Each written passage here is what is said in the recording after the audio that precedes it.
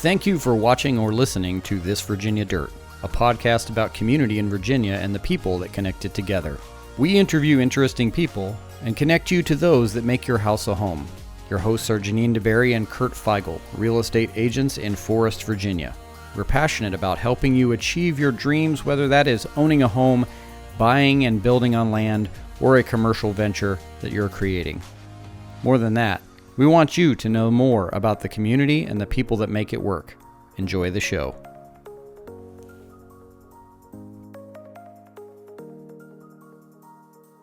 Hello, everybody, and welcome to This Virginia Dirt. I'm your host, Kurt Feigl, a realtor in Forest, Virginia, but covering the Lynchburg area. And my co-host is not with us tonight. She had a prior engagement, and so I was going to jokingly put maybe a fat head or something over in the chair, but decided not to do that. I'm very excited about my guest. He's a good friend of mine, been a good friend for a long time, but he also served on the Planning Commission in Bedford County. And so that's what we're going to talk about tonight. We're talking about what the Planning Commission does and get some insights into the misconceptions and just help you understand better if you're thinking of building something, what might be involved and some of that stuff. As always, not legal advice, but this is going to be really good stuff. But before we get started, let me introduce my guest. His name is John Moisa, and John is a good friend of mine. But we're going to start at the beginning. So I always like to get a background of the history of our guests. So let's start at the beginning. You did not grow up in Lynchburg, no, I didn't. And no, I did not. Where did you grow up? I grew up on Long Island, New York. And so your whole life? Up until I went into the Marine Corps. I was there for 4 years, came back to Long Island. Then I served on the Sheriff's Department for 8 years. I was married to my wife, Kim, and we decided that we didn't want to stay on Long Island. It was a bit crowded. The children were 3 and 2 3.5 and almost 2 at the time. And we didn't want to put them in school, have them go through school. I would have been retiring on Long Island and then have to deal with the high cost of living there. So we decided to move to Virginia. I'd been to Lynchburg and Big Island area. When I was in the Marine Corps, I had a friend from this area. We'd travel up here on the weekends from North Carolina. And I learned to really like this area, especially the fall and the springtime. Okay. So we have, you grew up in Long Island. In high school, what was your thing? What did you do in high school? What was your favorite thing? Like, were you in the band? Were you a jock? Were you in what? I was in the band. I had a coach. I played Pop Warner League football in elementary school, and I had a coach constantly harass me to come play on the football team when I was in high school. I wrestled for the first 2 years in high school. And then I wanted to make money and work and have a car, so it was either sports or work, and I chose work so that I could have a vehicle and have some freedom. Okay, and what was the car? What was the first car? A brown 4-door Chevy Nova with a 350 cubic inch engine, and it was just a fantastic car. And yes, I bought it from a little old lady, not from Pasadena, but from Long Island, who only drove it on Sundays. I think it had maybe 15,000 miles when I bought it. Mm-hmm. And what year was the car? 74 Chevy Nova. Okay, is that the kind of muscle car one looking, or is that after that? Well, it was a 4-door, so well, I mean, okay, they were muscle cars, but not the 4-door version. It still went well enough with a 350 cubic inch engine in it. The reason I ask is we had one. My mom had one, and so I spent a lot of time working on the car.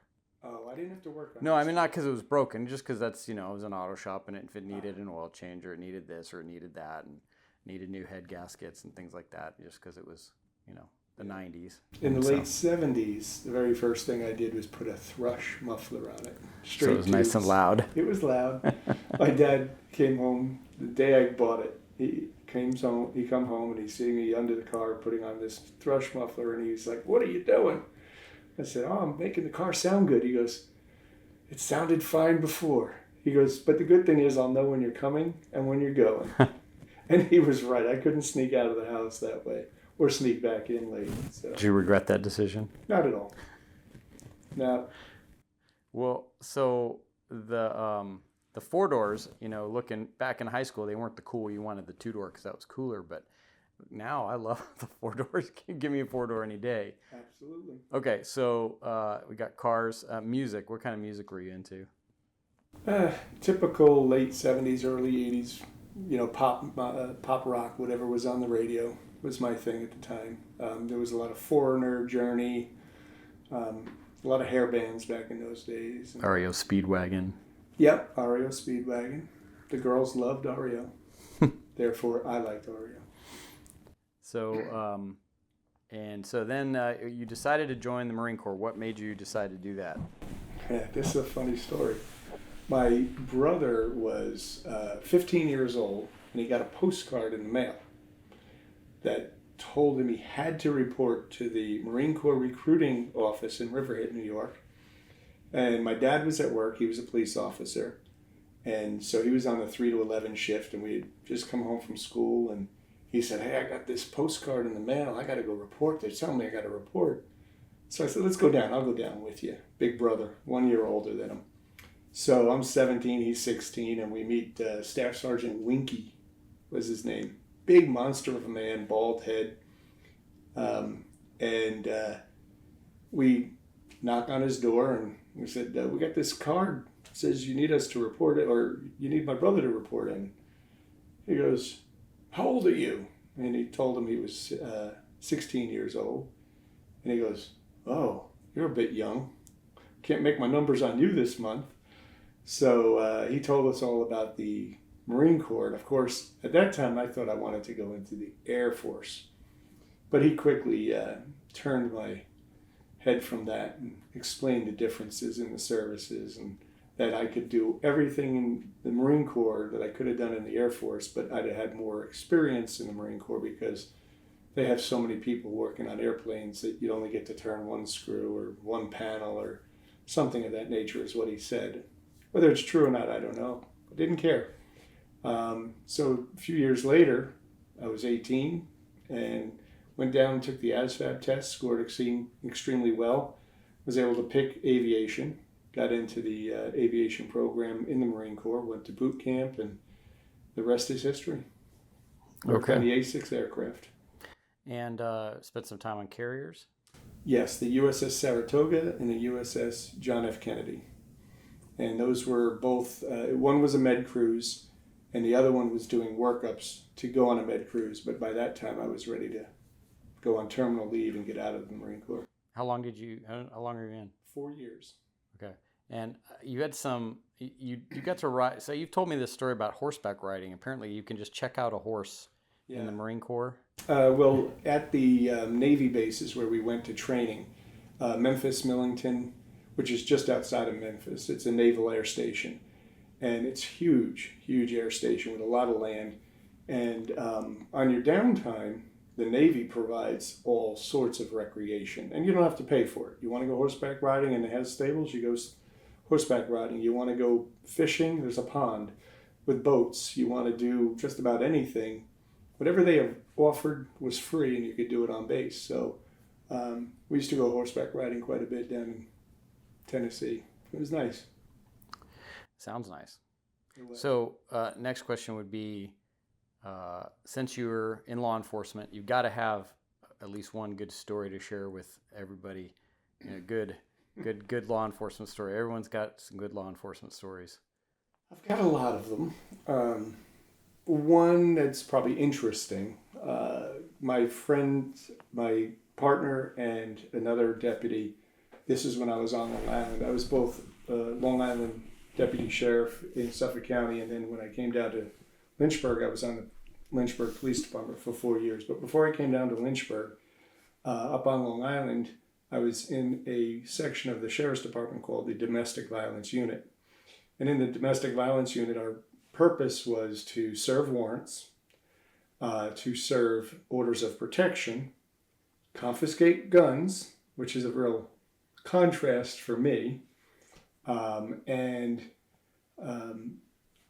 in serving warrants, that was when we had the most interesting times. And one particular warrant I remember was in an area called Manorville, which is outside of Riverhead. It's in the middle of the county, very rural area. And when we got to this house, we were serving a fellow who was a Czech national. And he had lived in this house with his brother and his ex-wife. And so the order of protection was for his wife. He violated it, so we were going to arrest him. And we get there, and the first indication we might have some trouble was that there was a long dirt road to get to the house. It was about 300 yards up the road. You could see the house. But there was a chain across the dirt road and stumps on the dirt road turned on their side with spray paint, "Keep Out," and a big piece of plywood on there in front of that. So we're like, this is going to be interesting. So there were two doors to this building, to this house. We had one deputy go to the right door. My partner and I went to the door to the left, which was the kitchen door. Well, when we get up to the house, the deputy on the right side, he knocked a few times on the front door. Nobody came to the door. He then joined us over by the kitchen door, and there was a stack of firewood between us and the kitchen door, and there was a patio on the other side of the stack of firewood. And this person comes to the door, and he's got a knife in his hand, 14-inch blade, not including the handle. So it was like a little sword. And so we all draw our weapons and tell him to put the gun down, yelling at the top of our lungs. The knife. And then, put the knife down. And then he had 3 dogs with him, 2 Rottweilers and a Harlequin Great Dane, black and white Great Dane. So he's yelling at us, "I'll let the dogs out, I'll let the dogs out." And the deputy to the right of me, Mike, he said, "Don't let the dogs out." And of course, he opened the door and let the dogs out. The dogs came charging at us, but of course it was this pile of wood in front of us. So they went to the right of us. Mike took a shot at one of them and missed. But at that time, we had already had a few pounds of pressure on our triggers because this gentleman was at the door with a knife within 21 feet. Of course, we did have these wood between us, but Mike did not have wood between him and the suspect, or the warrantee, whatever you'd call him. So anyway, after probably about a minute standoff, we convinced him with loud voices to put the knife down. He dropped the knife. We took him into custody, and the house happened to be the most bizarre setup I've ever seen. I don't know if they were shooting porn videos in there or what, but curtains, rooms that had weird beds in them, Spartan in furniture other than beds.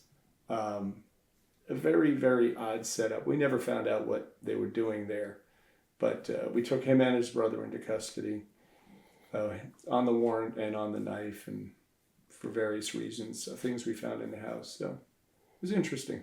What happened to the dogs? They run away? Yeah, we never retrieved them, and I think we called animal control, and they might have gone out to look for them. But No, when the shot was fired, did they just run off? oh yeah, they ran right past us. Never stopped. They were barking like the hounds of hell, but they never stopped. Yeah, Great Dane's a big dog. It was, but he wasn't the threat. It was the Rottweilers we were concerned about. Wow. They get a hold of you. They're pretty rough dogs. So then you leave there and you come here, and you get a job with LPD. Yep. Lynchburg Police Department. Lynchburg Police, and then you do your own thing for a while. Yeah, I was a private investigator for a number of years. Yeah. And then you are semi-retired, I guess. Yeah, well, my wife and I owned a in-home care company and a residential care home for seniors. And then we sold that recently. So, yeah, we're a bit retired, just doing real estate investing right now, and enjoying that, and our grandchildren. Yeah. Well, I think that catches us up. We're current day now. And one of the things you did recently was, how many years did you serve on Planning Commission? I want to say it was 5. Okay. You serve for like a 3-year term, but it gets renewed. And so it was either 4 or 5. I cannot remember exactly. And you moved. I think that's what. Yeah, well, I moved from the 3rd district into the 7th district. And part of the county charter is if you move out of the district, you have to give the seat back up. It's a volunteer position. You don't, I mean, you make, I think it's $100 a month for travel and that sort of thing, but it's pretty much a volunteer position, considering the time you put in, the travel you do to look at the various sites that are up for either rezoning or special use permits, that sort of thing. So, yeah. So what's the general mandate, I guess, of the Planning Commission? What's the job of the commission? The Planning Commission is an advisory commission. So in Bedford County, we have 7 districts, 7 supervisors, 7 districts. In those 7 districts, you have 7 planning commissioners. We're appointed by the supervisor of the district and then approved by the supervisor's board. Once they approve you, you then sit on the Planning Commission. And our function is to hear the applications for zoning changes, for special use permits. We also help with the comprehensive plan for the county. Every 5 years, the state requires every county to start. You don't have to complete, but you have to start a review and make any updates and corrections to your comprehensive plan. And the comprehensive plan is it is what it says, comprehensive. It's a very large book with various subjects, from tourism to land use to, we handle just about everything but the traffic, the roads. That's a VDOT issue.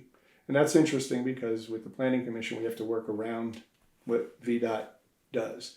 So no matter what we say, VDOT has their say as far as the roads go and what mandates they have for the zones and the changes and whatever we approve or disapprove. Okay. So let's look at an example here. We've got Bedford County's been dealing with some stuff with the new London airport. And what led to some of the problems there. And we're going to talk about what the planning, how the function and the structure of the Planning Commission in a little bit. But what is, what's the deal with that problem? The new London airport is in the 3rd district. When I was appointed by Charlotte Bansley, the 3rd district supervisor currently, and she's running again this year in her primary. When I was appointed, I kind of came right in the middle of the mess, so to speak. The airport was purchased by Liberty University, and Liberty was given letters from Greg Zodi, who was the head of the Planning and Development Office in Bedford County, that gave them an implication or an indication that they had a ability to expand the airport to a certain size. And the size would have allowed things like jet aircraft, much larger aircraft than currently fly in and out of this very small rural airport. Now that airport has been a part of the community for many, many years. And the people that live around there are familiar with the airport, and they've had Sunday drag races for years. But what Liberty wanted to do was much more aggressive. And in this very rural area, the residents were not happy. And there's a few reasons for that. One, nobody likes change. But 2, the way the university had gone about acquiring land and some of the attitudes that were given to some of the residents in the acquisition of land was not very Christianly, if I might say. One story is I met with one woman. I was shortly after I got into the position, I went to a town hall meeting at a local church right across the street pretty much from the airport. And a young lady and another resident, an older lady, had asked me if I would come and speak to them privately at their house. So I made an appointment with them and I went to visit with them. And this is just something commissioners do. You want to hear from the people who are the constituents of that district. You want to hear what are their concerns, and you have no trouble finding out what the concerns are. They seek you out. They'll call you and they'll email you. They'll come to the meetings, and that's great. We want the input because you can't make a decision for a community if nobody's telling you what they want. So she relayed the story to me how she raised her kids in this house. She was raised in this house. And when some attorneys had approached them, they live very close to the entrance of the New London Airport, and some attorneys had approached them about acquiring her house and the land. Now, whether they had any intention of maintaining the house or not, she started the conversation by saying, "This is the house I grew up in, and my children were raised here. Now my great-grandchildren are here on occasion to visit, and my husband has," and the guy cut her off and said, "Hey, we don't really care. We just want to buy the land. We're going to bulldoze this place." Now, whether you intend to or not, that's not the way to say what you're doing. This woman's trying to tell you about her house and you're just bowling them over. It was rude. It was just rude. And if that was the way the attorneys for the university were conducting themselves, I can see why people were upset. And then you did have a number of people who were not in my backyarders, we call them NIMBYs, that just didn't want an airport no matter what. And I get that. Nobody likes change. Nobody wants to buy a house and find out that, oh, there's an airport now right next door that's going to double in size or triple in size. So I understand that. Some of the attitudes are interesting. People come and think that we're the bad guys. Our job was just to hear what was going on. Yeah, so let's talk about that because that is the conception, the misconception that I had before we talked about it, before you were on the commission. I thought, well, planning commission is the lords of all things planning, and they just get to wave a wand and say, here, so shall it be. And it's not that way at all. No. It's an advisory role where you go to the supervisor and say, this is what we recommend based on what we know. Is that about right? Well, the process starts with an application at the Office of Planning and Development. So if somebody wants to make a zoning change or get a special use permit for their property, they start at the office. They talk to the personnel at the office. They fill out an application. And if they're wise, they'll talk to the people in the Planning and Development office because they will guide them with what they need, what they can do legally. And then if there's an avenue for change, they'll tell them about that. And then they'll also advise them on steps they need to take to stay, one, within the actual code, and two, to make their path easier. That doesn't mean they're approving it. That just means they're helping the applicant to fill out the application as cleanly as possible. Once the application goes in, it gets scheduled for the hearing, which comes to the Planning Commission. It comes to the Planning Commission before it goes to the supervisors. We look at it, and we look at the rules, we look at the county comprehensive plan, we consider what the community is trying to achieve, what this applicant is trying to achieve. A good example might be, we had a gas station that used to have pumps, and now they want to bring the pumps back. They used to have them. It was permitted there, but we had to make sure that it was an appropriate use for that community now because it hadn't been there for a period of time. Or a new restaurant wants to open up, but they don't have adequate parking for this neighborhood. We had that issue with the East Coast Wings, or West, I don't know. I think they're called East Coast Wings. Where's that one at? 221. Oh, yes. Right across from the new... By Starbucks. Yes, right. They had a parking issue there. Plus they have a drive-through, and so there were some issues they had to deal with. There are some people who want to put in storage units or industrial storage. And there was one in that same area, and they had to concern themselves with traffic for the size vehicles that they were bringing in. Some of the arguments we hear from the citizens are traffic is a big issue. Now, we don't have control over traffic, but we do take into consideration when making our decisions, is it a fit for the neighborhood? Wedding venues, on remote roads. Some of these rural roads way back in the rural areas are very twisty and windy, and people are like, oh, they're going to be drinking at these venues and they might go off the road. And they might. I mean, we can't control that. But noise is a factor. Lighting is a factor. Sometimes we can advise people as to things they might want to consider. We can't tell them what to do, but we can ask questions that raise flags for them to say, "Ooh, they're asking about lighting. Maybe I need to change my lighting," or they want screening, more landscaping. One of the big things I always think an applicant should do is talk to the neighbors. This is a big failure by most applicants, is they don't talk to the neighbors that are going to be directly affected by their endeavor, whatever it is, the zoning change or a business they're trying to put in there. They should talk to the neighbors. One, it's much nicer to have a friendly relationship and say, we're considering this, and hear them out, rather than blindside them and have them show up at a meeting upset.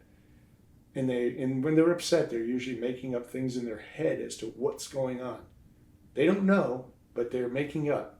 We're going to have this, and we're going to have that. And it would really go a long way to smoothing things out and making it easier if they would just talk to the direct neighbors, the people they're affecting. Liberty said they were going to do that with the airport, and they withdrew from the public forum for that. And others have done that as well, where they say they're going to have a meeting and then they don't, or they have a meeting and they don't answer anybody's questions.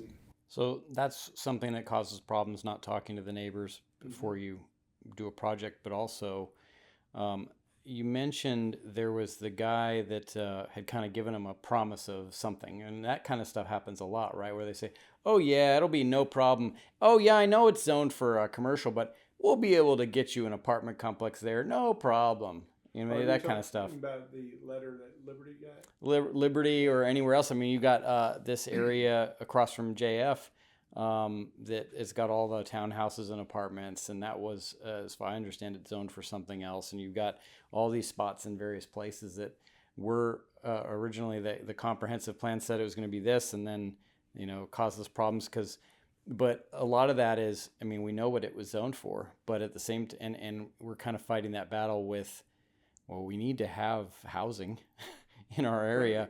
So we have that the county supervisors have to take into account, but also, if you buy in a single family neighborhood that's zoned for single family, and your expectation is everything around you that grows will be single family, and then one day they drop in 800 units in your backyard, you can understand why people would be unhappy with that. Right. Well, it's one of these things where we have the comprehensive plan, and Bedford County, you have to admit, and I don't care who's looking at the county, we have a beautiful county.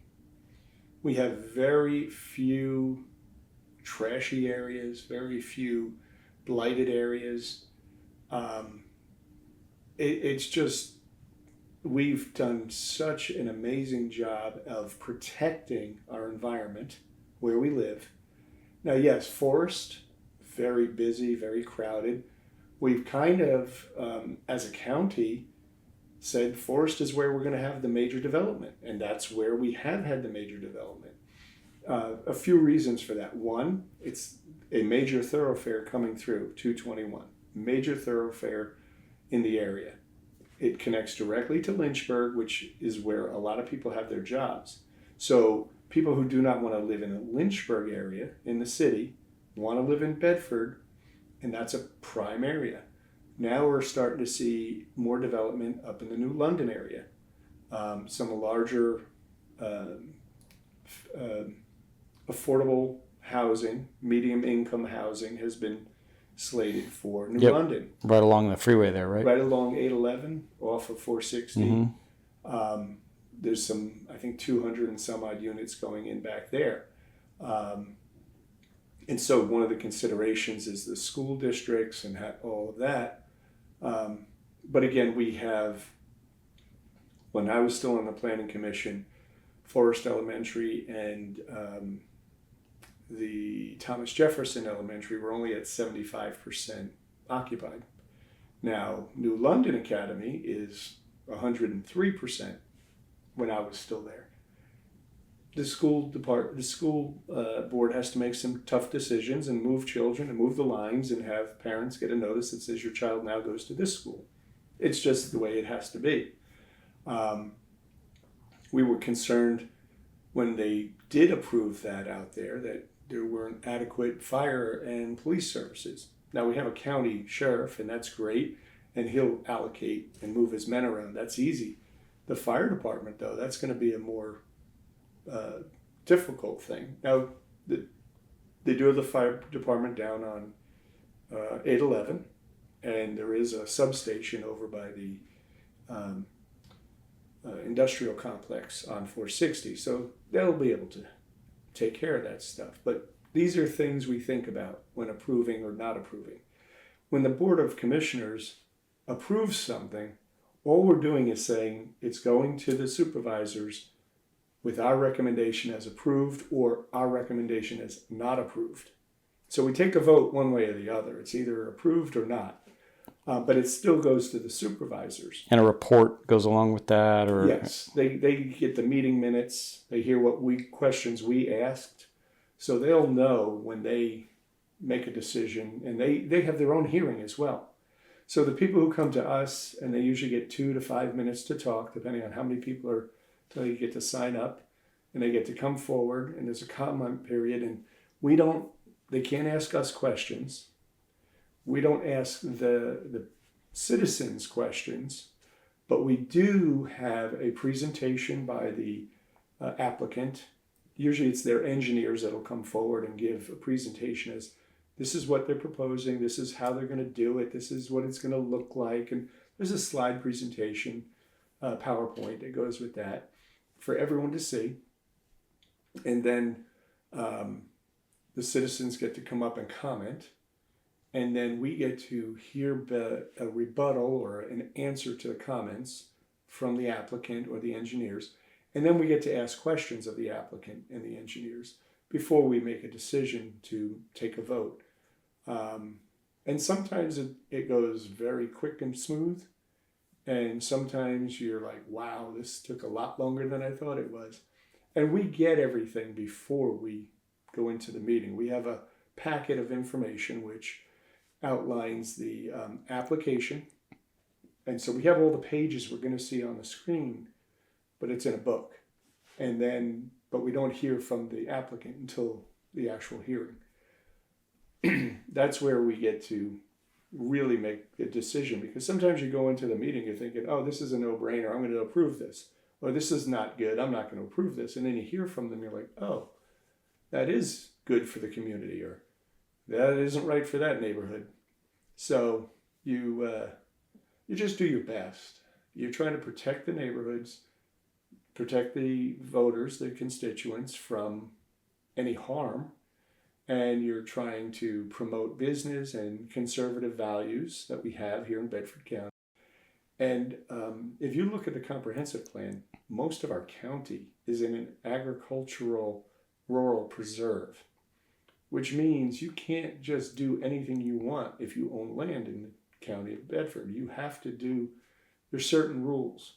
Like you buy 50 acres out in the middle of the county somewhere, you can't just subdivide that. If you think you're going to come in here and just build, now you can do what they call family subdivision, where you get to partial off a little section of it for a family member, but it has to then go to your family. After that, it will be sold as whatever, but that would be a very hard way to build the development, unless you had a very huge family. So, yeah. Okay. So looking at, let's use this development by Thomas Jefferson as an example. You mentioned VDOT. How much are they involved in the putting the kibosh on a project? It's not so much the kibosh. What they do is they have guidelines, just like we have guidelines. And what they do is they have to look at the traffic patterns. They're looking at the safety aspect of it. how the volume of traffic may change, what that will affect. Oftentimes, if we approve a project and then it goes to VDOT, VDOT will say, well, you have to put a right turn lane in off the highway, and it has to be so many 100 feet back. And that may not be something that the developer wants to spend money on. So that might put the kibosh. But generally, VDOT will tell the builders, well, you need to do this, or you need to do that, or you can't have one exit, you have to have two exits, or this can be an entrance, but that can't be. So they have a lot of say that way. And then, so building something isn't as simple as go before the board, get approval, and start building. I'm looking at lots that when I was on the commission over a year ago, we approved that they've broken no ground.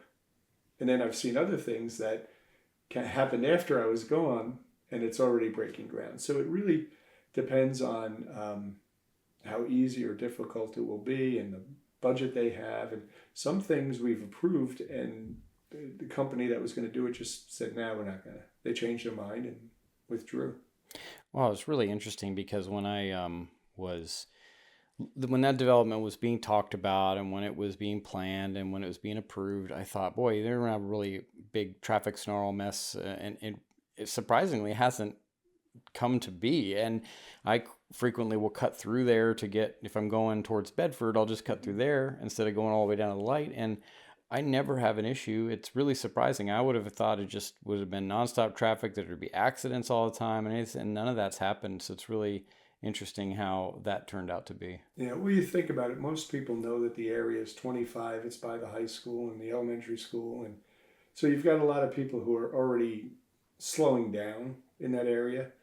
You know you're going to sit at a light for a couple of minutes if you're going to the light. So it's controlled fairly well. I have to say, I think VDOT's done a good job. And the people of Forest know you're not going to race through Forest. You're going to go from light to light to light. You might get lucky and get 2 green lights, but you're going to end up stopping. And that's Forest. It's the way it is here in this area. It's the densest area in the county of Bedford. Now you've got more growth starting out in Good a little bit, but it's never going to be Forest. Forest is a very congested area. So people just know. Yeah. What else is going on lately in the world of the Planning Commission? I know you're not in it anymore, but I'm sure you hear things. It has been a while. I really don't know what they're working on. There's been no major controversies that I've heard of. Yeah, I haven't heard anything. Most of the stuff's going on that's controversial is Lynchburg. Yeah, and most things on the Planning Commission are really only controversial for the people directly affected by whatever the planning is, whatever zone change or special use permit someone's trying to do. And special use permits don't generally affect neighbors too often. It could do something like mess with their shed, their view of something, but other than that, special use permits don't mess with too much. But zone changes can definitely change things. So somebody who's interested in serving on the Planning Commission, how would they go about stepping up to do that? Well, yeah, the only way to get on it is to be appointed by one of the supervisors. And if the supervisor's been there a number of years and they're happy with their commissioner, it's very unlikely they're going to replace the commissioner with somebody else. Like Charlotte didn't want me to step down. And I told her I'd continue, even though I was in the 7th district. And she would love that. But unfortunately, they would have had to change something in the charter or something. And so instead of doing that, I stepped down and they have a new gentleman in there. I don't even know who the new gentleman is. So, but apparently they're probably doing fine because they're still there. So. Yeah, you mentioned that Bedford is a beautiful place, and it is. I was driving the back roads coming from on a trip from down south in Danville. When it hit Leesville, I went and took the back roads into Bedford. I had to go up into Bedford, and gosh, it's beautiful back there. Oh, yeah. There was, whether it's Lynch Station or Huddleston or any number of places that we passed through, I thought, man, I wouldn't mind living here. This is amazing. And one of the things that the county supervisors, and I imagine the planning commission had some say in this, was they've done a good job of shutting down solar. And people talk, well, we want to have solar. Well, have you seen this thing? I've seen it. It is hideously ugly. We spent a lot of time with the solar issue. We were approached, it's about 2 years ago, by a number of farmers who had been approached by solar companies that wanted to put in solar farms. They call them farms. I have no idea why. You're not farming for anything. And here in Bedford, we have beautiful agricultural land. Now, any place you want to put a solar farm, you're going to put it on the very precious farmland. You're not putting it up on the rocks. You're not putting it on the side of the mountain. One, it would be hideous to look at on the side of the mountain. And two, you can't, boring into rock is a problematic thing, and trying to pour cement on the side of a mountain won't work too well. We observed at that same time we were starting to wrestle with this, Campbell County has a solar farm just over the border from Bedford into Campbell. And they had all kinds of issues with road damage from the heavy trucks that came in constantly. They stripped the land. Literally, you strip it down to dirt. And then they put in these pads. And they start at one end and get to the end. And over the time frame it took them to build it, they went from one solar panel. By the time they got to the other one, they had to get a different solar panel because they were already not making that one anymore. The issues we wrestled with were first of all, the power wasn't going to come here to Central Virginia for us.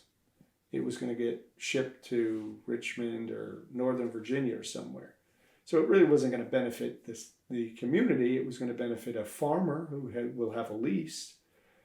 But then in 20 or 30 years, when those solar panels are no longer viable or at 70% or 80%, whatever the reduction in power or absorption of the sun is, they would end up being a waste site. Now you have to tear it down and dispose of this stuff. Where does it go? We in Bedford County created a code or a solar program that was heavy on having a bond for the dismantling at the end of it. There had to be all kinds of restrictions. I mean, it was going to be a bit onerous to do one in Bedford. And then at the end, we ended up recommending that we do not implement it. And so went to the Board of Supervisors, and they followed our recommendation, and we did not implement it. So we do not have solar farms in Bedford County. Now, the city does have a solar array in one small area in the city to offset electric costs, but that's the city. They're a separate board in the city. They do their own thing. The town? Town of Bedford. Yeah, the city. It used to be a city. Yeah, it used to be. Town. But they do their own thing. But in the county, we do not have solar farms. So when you're driving down 221 or 24 or 460 and you're on the byway and you're looking at the beautiful rolling hills that are all green, you don't see shiny, glassy solar panels anywhere. The value just isn't there for us. I certainly would think our county would be better off with the modular nuclear plant. You put it on a good site, it could power the whole county. But that's another issue for another day. Something Campbell's wrestling with right now. I think Campbell's getting one. Yeah. Yeah. It's at AEP. Yeah. Well, we're all AEP and we may here. very well benefit from that nuclear plant being there. I mean, how many do you need in one small area? So. Yeah. Well, I think that about covers everything. Thank you for being on the show, and I'm just I hope you all enjoyed the topic and learned something. I know that in our conversations, I've learned a lot over the years that I've known you, and hearing about these issues, and so it's quite fascinating as somebody who likes land and wants to understand more about it as a realtor.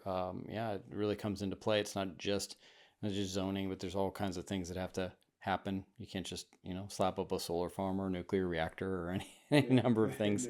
No. But really, thank you for being on This Virginia Dirt, John. Thank you. Thank you for having me.